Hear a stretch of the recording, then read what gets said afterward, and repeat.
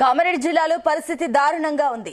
బీబీపేట్ మండల కేంద్రంలోని పెద్ద చెరువు ఉద్రిక్తంగా ఉంది. దీంతో చెరువులో నీటి లీకేజీ సమస్య కొనసాగుతోంది.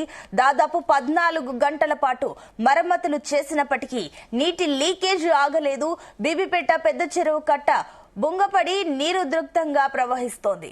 అధికారులు తక్షణ చర్యలు చేపడితే కట్ట తెగే పరిస్థితి లేదని గ్రామస్తులు చెబుతున్నారు. ఇక ప్రతికూల వాతావరణం మరమ్మతు చర్యలకు ఇబ్బందికరంగా మారింది. చెరువు కింద ఉన్న గ్రామాలు అప్రమత్తంగా ఉండాలని ఎస్ఐ ప్రభాకర్ సూచించారు. చెరువు కట్ట ప్రమాదకరంగా ఉందని అప్రమత్తంగా ఉండాలని సూచించారు. బీబీపేటలో నివసిస్తున్న వారు అప్రమత్తంగా ఉండాలని, కట్టపై ఎప్పుడైనా ప్రమాదం జరగవచ్చని హెచ్చరించారు.